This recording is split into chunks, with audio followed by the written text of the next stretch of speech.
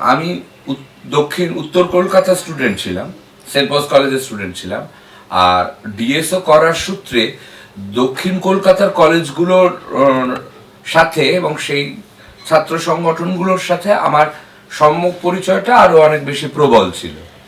আমরা তিনজন স্টুডেন্ট একটা সম্পূর্ণ কোনো সংগঠনের বেস ছাড়া পুরো কলেজ স্তব্ধ করে দিয়েছিলাম 3 দিনের জন্য আর কি। আমরা তখন ছাত্র পরিষদের ব্যানারেও নয়, এসএফআর ব্যানারেও নয়, কিছু সভ্য বেসিক ডিমান্ডস নিয়ে আর কি। এবং সমস্ত স্টুডেন্টসরা, গোটা কলেজটা স্পন্টেনিয়াসলি ক্লাস বাঙ্ক করেছিল আর কি, সাপোর্টিং আ কজ।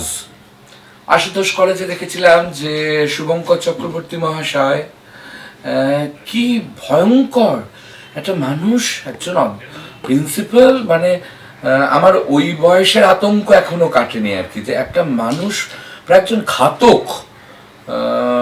আমাদের পরিচিত একটি ছেলে সুরজিৎ, সে ওই ডিএসওর সাপোর্টে অরাজনৈতিক একটা নমিনেশন নিয়েছিল বলে তাকে এসএফআই ছেলেরা নিয়ে গিয়ে একটা ইভটিজিং এর কেস দেয় প্রিন্সিপালকে, এবং সেটা প্রিন্সিপালের সঙ্গে সম্পূর্ণ গট আপ ছিল। এবং সেই ছেলেটাকে দুবার পর পর টেস্টে আটকানো হয়, ছেলেটার কেরিয়ারটা ডুম করে দিল আর কি। এটা তো প্রায় একটা ঘাতকের চেহারা আর কি। তখন আমরা সংকট নামে একটা নাটক নির্মাণ করেছিলাম। That was not a play, ওটা একটা নাটকই ছিল না, দ্যাট ওয়াজ আওয়ার রিয়াকশন। আমাদের ছেলে মেয়েদের, আমাদের নিজেদের রিয়াকশন, ফলে পুরোটা ঘেঁটে গেছে, একটা পুরো গন্ডগোল চলছে। এবং সেটাকে অধ্যাপকরা তারা তাদের রাজনৈতিক অবস্থান থেকে হাত ধরছেন এবং আরো নষ্ট হচ্ছে পুরো পরিবেশটা। ছাত্রদেরকে বলার মতন, বোঝানোর মতন কেউ নেই, যা হোক কিছু একটা করার উদ্যোগ নেই, সম্পূর্ণ একটা ভ্যালু সিস্টেমের ক্রাইসিস। সংকট দেখে অনেকেই স্তব্ধ হতো। এরকম একটা কথা হয়েছিল, আনন্দবাজারে একটা বড় রিভিউতে লেখা হয়েছিল যে মানে পশ্চিমবঙ্গের ক্যাডার রাজের বিরুদ্ধে প্রথম সোচ্চার প্রতিবাদ। সংকট যখন হলো তখন আবার আমাদের একটা মানে একটা দল দল পরিচিতি হলো আর কি। মানে তার আগে অব্দি আমরা ছিলাম আর কি বিন্দাস, ওই সংকট করার পরে আমরা মানে নাটকের দল হয়ে উঠলাম আর কি। তখন মানে নাটক করতে হবে, এবার নাটক করতে হবে একটা মনে হলো আর কি। আশিস সর্দার নামে একজন অনামী নাট্যকার, তিনি দক্ষিণ 24 পরগনায় থাকেন। তার একটা নাটক দক্ষিণ রায়ের পালা নামে একটা নাটক আমাদের হাতে এসে পৌঁছয়।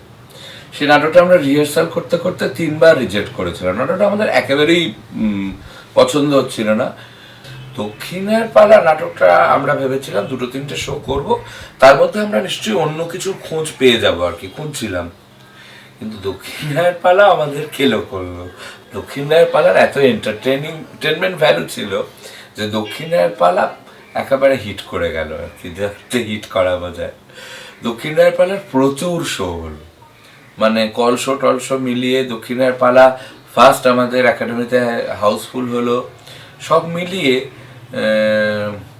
একটা অন্য পরিচিতি তৈরি হতে থাকলো আর কি। ঠিক আমরা যে পরিচিতিটা চাইছিলাম, যে পরিচিতিটা খুঁজছিলাম না, মানে না চাওয়ার বাইরের একটা পরিচিতি তৈরি হলো আর কি।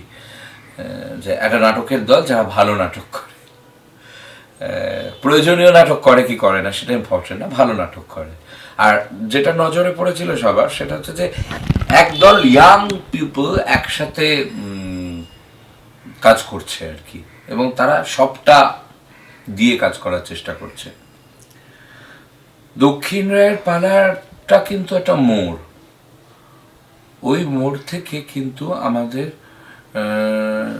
ব্যক্তিগতভাবে আমার মধ্যে, দলের মধ্যে কিন্তু ভারতবর্ষের যে লোকজীবন, এই শহরের বাইরের যে অন্য জীবন, সেই জীবন সম্পর্কে একটা ভীষণ আগ্রহ তৈরি হলো।